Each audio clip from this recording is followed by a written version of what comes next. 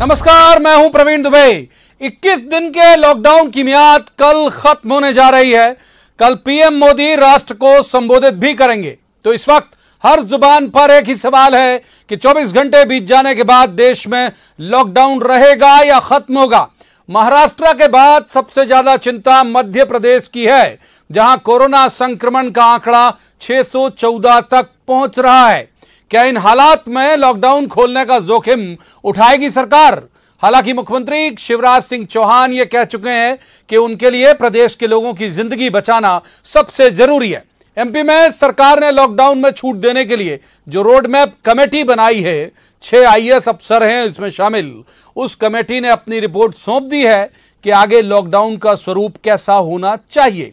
15 अप्रैल से किसानों को राहत देने गेहूं की खरीद शुरू की जाएगी। यह फैसला पहले ही कर चुकी है शिवराज सरकार। तो सवाल यह है कि अगर कुछ रियायतों के साथ लॉकडाउन खोला जाता है तो इसका खाका क्या होगा? कहां रियायत दिखाई जाएगी और कहां सख्ती?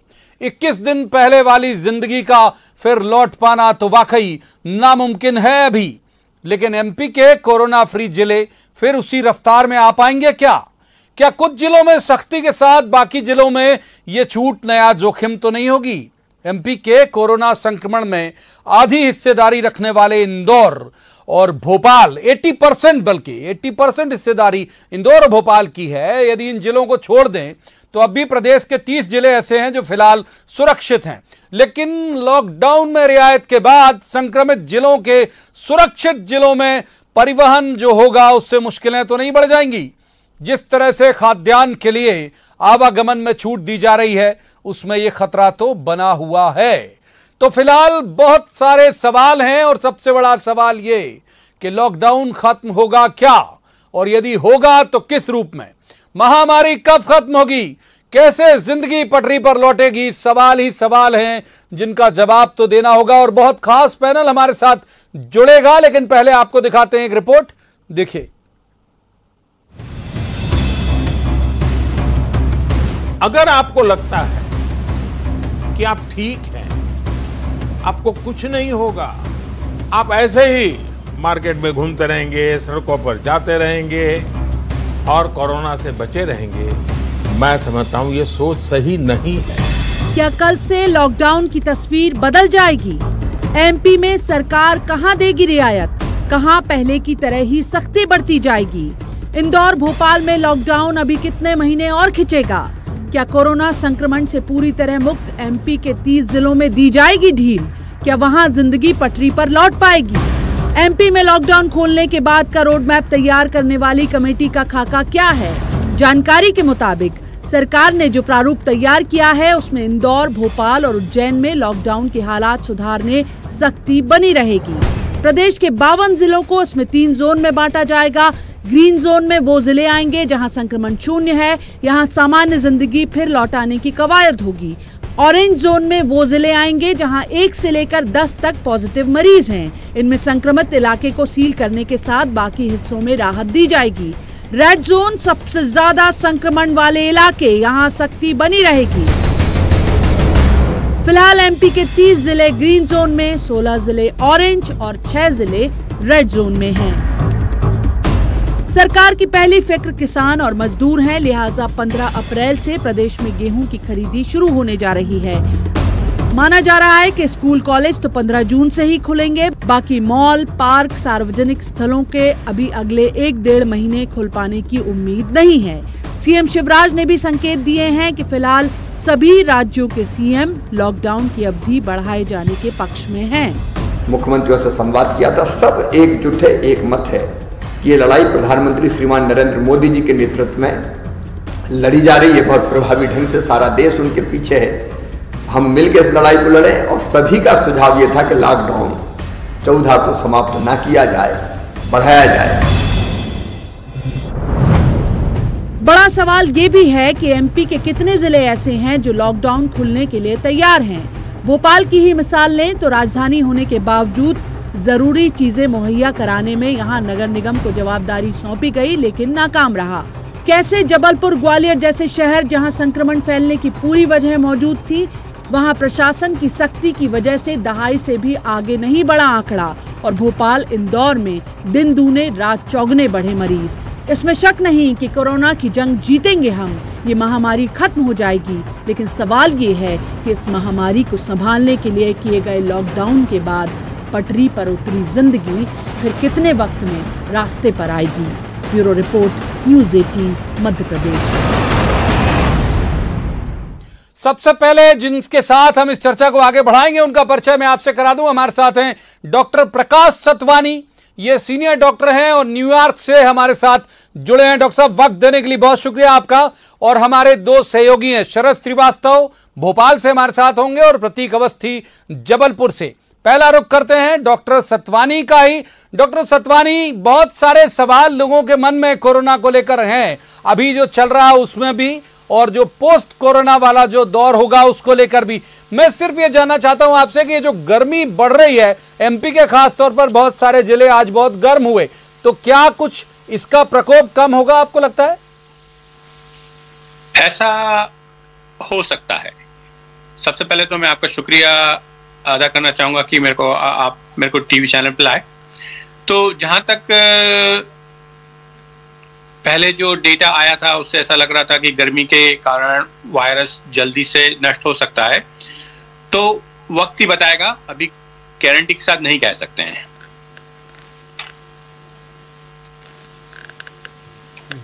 एक बात और है डॉक्टर साहब, ये कि जो आज हमने दिन में भी एक और हमारे साथ एम्स के जो डायरेक्टर जुड़े हुए थे उनसे भी पूछा कि बहुत ज्यादा पैनिक है लोगों के मन में। मामूली सर्दी जुकाम भी हो जा रहा है तो लोग डर जाते हैं कि कहीं कोरोना तो नहीं है। मैं कह रहा हूं, फर्क कैसे पहचाने लोग कि ये सामान्य सर्दी जुकाम है या फिर ये कोरोना का संक्रमण हो सकता है? तो जैसे कि शायद आपको मालूम होगा, मेरे को और मेरी धर्मपत्नी दोनों को कोरोना वायरस इन्फेक्शन हुआ था अभी रिसेंटली, और सर्दी जुकाम हमेशा होता ही रहता है। जी हाँ। परंतु जो ये कोरोना वायरस का एक्सपीरियंस था ये बिल्कुल आउट ऑफ द वर्ल्ड था। एकदम शरीर में भयंकर दर्द होता है, गला बैठ जाता है और आपके शरीर में बिल्कुल भी एनर्जी नहीं रहती है।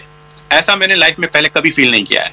सर्दी जुकाम तो साल में 2-4 बार होता ही रहता है। अच्छा। तो जो इसके सिम्टम्स हैं वो बहुत ज्यादा स्ट्रांग है, और जब आपको कोरोना होएगा तो आपको समझ में आ जाएगा कि हुआ है, क्योंकि अलग ही फीलिंग है इसकी। जी जी, एक बात और मैं आपसे पूछता हूं डॉक्टर साहब, फिर आप बने रहिएगा, हम अपने सहयोगियों के पास भी चलेंगे। जो बहुत सारे लोगों के मन में ये ख्याल है कि यदि मान लीजिए लॉकडाउन कल प्रधानमंत्री नरेंद्र मोदी कुछ अनाउंस करेंगे, ये खबरें भी आ रही है कि संभव है कि एमपी में जो सीएम है शिवराज सिंह चौहान, वो उन जिलों में शायद कुछ रियायत बरते जहां पर अभी बिल्कुल एक भी मरीज नहीं पाए गए और इन जिलों की संख्या बहुत ज्यादा है। तो मैं ये कह रहा हूं कि सामान्य जिंदगी कब तक बहाल हो पाएगी लोगों की? आपको क्या लगता है कि कब तक बिल्कुल जैसे पहले थे वैसे हो पाएंगे? देखिए, ये एक बहुत कठिन प्रश्न है। इसका उत्तर देना, उसका उत्तर किसी के पास भी नहीं है, पर मुझे लगता है कि पहले तो लॉकडाउन कंटिन्यू करना चाहिए, और सामान्य जिंदगी होने में मेरे ख्याल से 6 महीने से 1 साल लग जाएगा, क्योंकि ये वायरस तो जब तक इसका मुकम्मल इलाज नहीं आ पाता है, जब तक इसका वैक्सीन तैयार नहीं होता है, तब तक ये वायरस फैलता ही रहेगा। अभी जो मेन मुद्दा है कि वायरस को किस गति से फैलना है। अगर आप लॉकडाउन खत्म कर देंगे तो जो अपना हेल्थ केयर इंफ्रास्ट्रक्चर है इंडिया में, वो एकदम धराशायी हो जाएगा। डॉक्टर्स, नर्सेस और जो दूसरे स्वास्थ्य कर्मी हैं वो उनके काफी बीमार होने के चांसेस हैं। तो मुझे ऐसा लगता है कि लॉकडाउन बंद करने की जरूरत अभी तो नहीं है। लॉकडाउन कंटिन्यू करना चाहिए, और जैसा कि मैं अभी सुन रहा था आपके न्यूज़ पे कि कमिटी बनाई गई है, so let them give a try, but at least continue lockdown for another 2 weeks so that people or the bureaucrats can come up with a better plan. जी, आप बने रहिए डॉक्टर साहब हमारे साथ। हमारे 2 रिपोर्टर हमारे साथ जुड़े हुए हैं, सीनियर हैं दोनों। पहले शरद का रुख करते हैं भोपाल के मसले को लेकर। शरद, 142 पॉजिटिव भोपाल में और उनमें बहुत सारे जो हैं 75 के आसपास की संख्या, अगर मैं गलत नहीं हूं तो वो अधिकारी कर्मचारियों की है। तो क्या लगता है आपको कि भोपाल की स्थिति इतनी विकराल होने की वजह क्या दिखी, क्या कौन जिम्मेदार आपको लग रहा है इसके पीछे?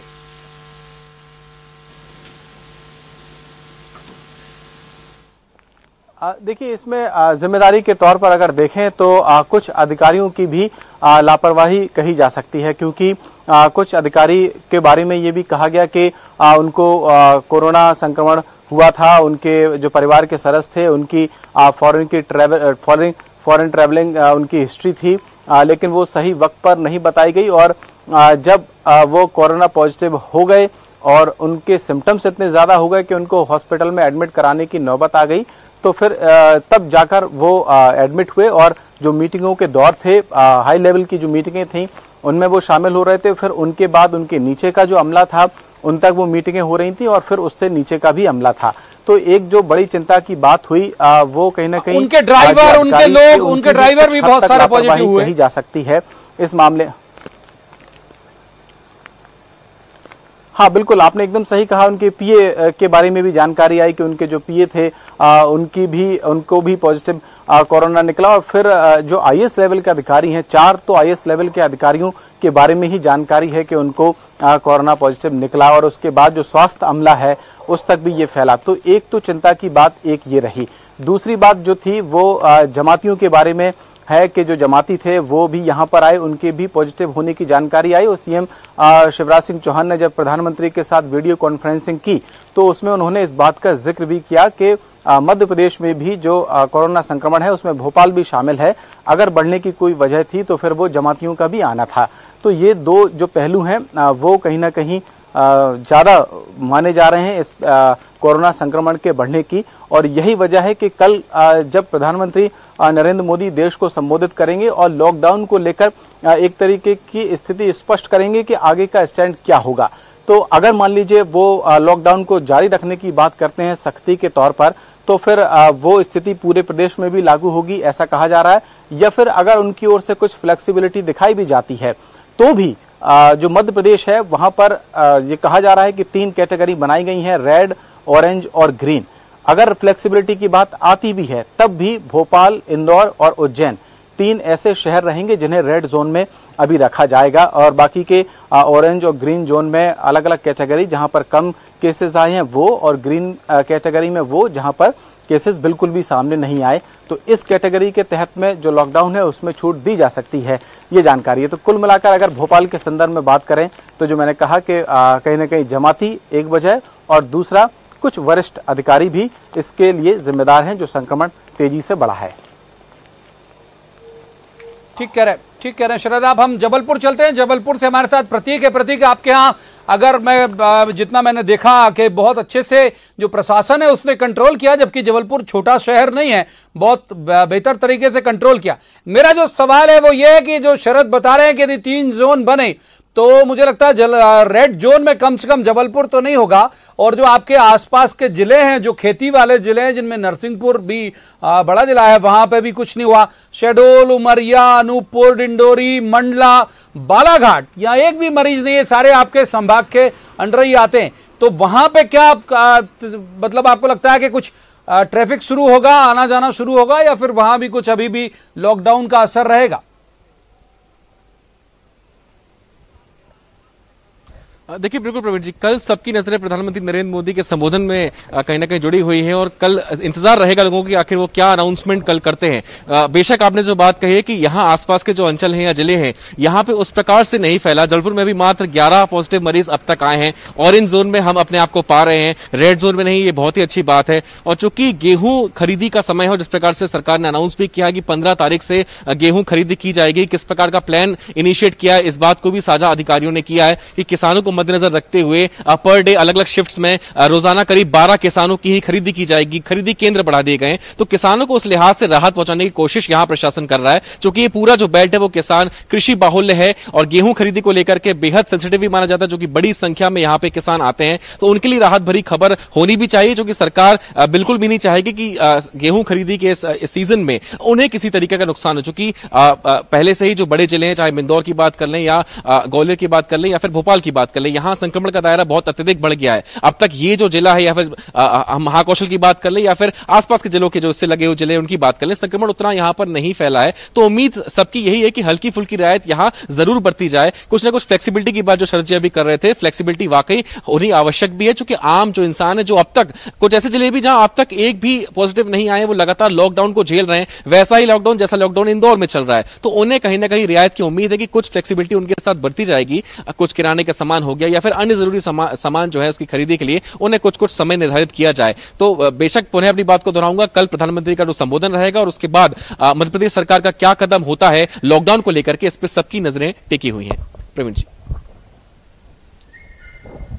एक बार फिर डॉक्टर प्रकाश का हम रुख करेंगे। सतवानी साहब हमारे साथ न्यूयॉर्क से जुड़े हुए हैं। डॉक्टर साहब, एक जो बात समझ में आ रही है वो ये कि अव्वल तो मैं ये समझना चाहूंगा आपसे कि इंडिया ने जिस तरह से अपने एफर्ट दिखाए हैं बाकी कंट्रीज की तुलना में, उसे आप कैसे देखते हैं कि ज्यादा कारगर तरीके से, ज्यादा इफेक्टिव तरीके से भारत ने प्रयास किया, आपको लगता है? पहले प्रधानमंत्री नरेंद्र मोदी जी का शत शत नमन करता हूं। मेरे हिसाब से प्रधानमंत्री के कार्यकाल का सबसे डिफिकल्ट और मोस्ट इफेक्टिव डिसीजन है लॉकडाउन करना। और मैं ये इसलिए कह रहा हूं कि न्यूयॉर्क सिटी में जब पहले कुछ केसेस आए थे कोरोना वायरस के, यहाँ पे पॉलिटिशियंस डिस्कस कर रहे थे कि करें या ना करें, स्कूल बंद करना है, कॉलेज बंद करना है, मॉल्स बंद करने हैं। उसमें काफी टाइम लग गया और आप आज न्यूयॉर्क की हालत देखेंगे, इतना भयावह है, इतना डर लगता है न्यूयॉर्क सिटी से, क्योंकि इतने सारे पेशेंट्स हैं। आप वहां के इमरजेंसी रूम्स देख लीजिए, वहां हॉस्पिटल्स देख लीजिए, न पेशेंट्स बहुत ज्यादा तादाद में हैं, इक्विपमेंट्स की कमी हो रही है। तो मुझे लगता है जो लॉकडाउन फोर्सफुली किया गया है वो बहुत ही सही कदम था। इसके कारण हेल्थ केयर सिस्टम अभी मेंटेन कर पा रहा है पेशेंट्स को। अमेरिका का इतना स्ट्रांग हेल्थ केयर सिस्टम होने के बावजूद भी आप यहाँ देखेंगे कि बहुत सारी चीजों की कमियां हो गई हैं। न्यूयॉर्क सिटी में बाकी स्टेट्स से डॉक्टर्स और नर्सेज आ रहे हैं हेल्प करने के लिए, क्योंकि इतने डॉक्टर्स और नर्सेज नहीं है हमारे पास। तो लोगों के जीवन को बचाने के लिए, हेल्थ केयर सिस्टम को बचाने के लिए मेरे ख्याल से ये सबसे उचित कदम है। जी डॉक्टर साहब, जैसे आपने बताया कि आपको और आपकी वाइफ को भी जो कोरोना पॉजिटिव हुआ था और ईश्वर की दया से अभी आप स्वस्थ हैं, मैं सिर्फ ये समझना चाह रहा हूं आपसे कि क्या किसी ऐसे व्यक्ति को जिससे एक बार जो पॉजिटिव हुआ है, एक सर्टेन पीरियड के बाद दोबारा वो कोरोना पॉजिटिव हो सकता है, या फिर वो बाकी के जैसे डेंगू में हो जाता है कि 1 साल तक के लिए बरी है फिर 1 साल नहीं होगा? देखिए, अभी पूरी तरह से वायरस का बिहेवियर हमें मालूम नहीं चल पाया है, पर मुझे लिटरेचर पढ़ने के बाद ऐसा लग रहा है कि एक बार आपको वायरस इन्फेक्शन हो गया, कोरोना वायरस इन्फेक्शन हो गया, तो आपका जो प्रोटेक्टिव इम्यूनिटी बनेगा वो आपको हमेशा प्रोटेक्ट कर सकेगा। तो मुझे नहीं लगता है कि बार बार इन्फेक्शन होने के चांसेस हैं। जो वायरस का जो स्ट्रक्चर साइंटिस्ट ने पता किया है वो फ्लू की तरह नहीं है। जैसे कि आपको मालूम है फ्लू वायरस होता है और हर साल हो सकता है, और हमारी उम्मीद ये है कि ये जो कोरोना वायरस है इसका स्वभाव, बिहेवियर फ्लू वायरस की तरह नहीं रहेगा, और एक बार इन्फेक्शन हो गया तो आप लाइफ लॉन्ग प्रोटेक्टेड हो जाएंगे मोस्ट लाइकली।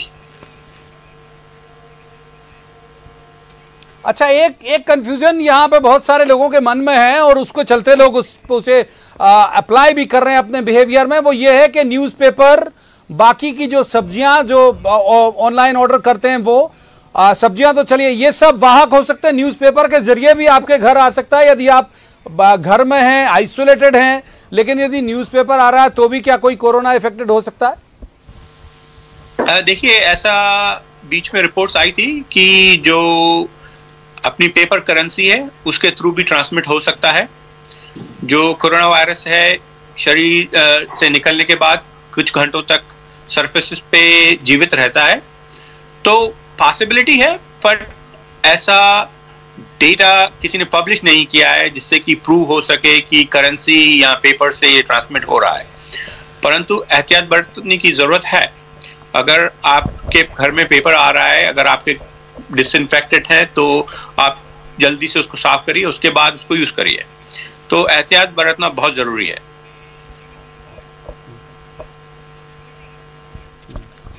आप बने रहिएगा डॉक्टर साहब, एक बार हम अपने जो रिपोर्टर हैं उनका रुख फिर करते हैं। शरद, क्या कह रहे हैं आपके सोर्सेज कि क्या जो प्रधानमंत्री नरेंद्र मोदी कल सुबह 10 बजे एक राष्ट्र के नाम संबोधन देंगे उसी में क्लियर हो जाएगा, या फिर उसके बाद कोई अनाउंसमेंट मुख्यमंत्री शिवराज सिंह चौहान भी कर सकते हैं? शरद,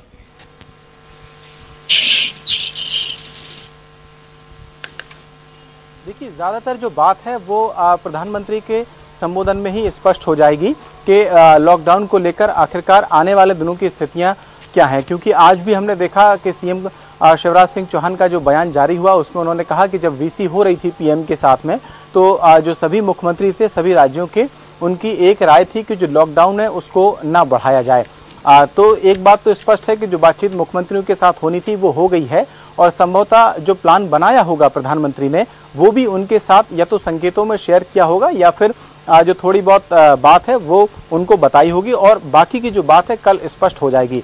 देखिए, जो हमारे सोर्सेज बता रहे हैं उसके मुताबिक अब कुछ फ्लेक्सिबिलिटी जो लॉकडाउन है उसमें आने के संकेत हैं, क्योंकि आज ही एक आदेश जो केंद्रीय ग्रामीण विकास जो पंचायत एवं ग्रामीण विकास विभाग है उसकी ओर से एक ऑर्डर जारी किया गया है, और एक मैसेज यहाँ मध्य प्रदेश के भी पंचायत एवं ग्रामीण विकास विभाग को भेजा गया है, जिसमें ये कहा गया है कि जो मनरेगा के मजदूर हैं उनको जो मास्क हैं वो दिए जाएं, और ये मास्क जो बनाने का काम है वो जो सेल्फ हेल्प ग्रुप के हैं उनकी जो महिलाएं हैं उनके जरिए बनवाया जाए और उनको बांटे जाएं। इससे एक संकेत ये मिल रहा है कि हो सकता है कि कुछ सोशल डिस्टेंसिंग जैसे नियमों का पालन कराकर मनरेगा जैसे जो काम है उनको शुरू कराया जाएगा।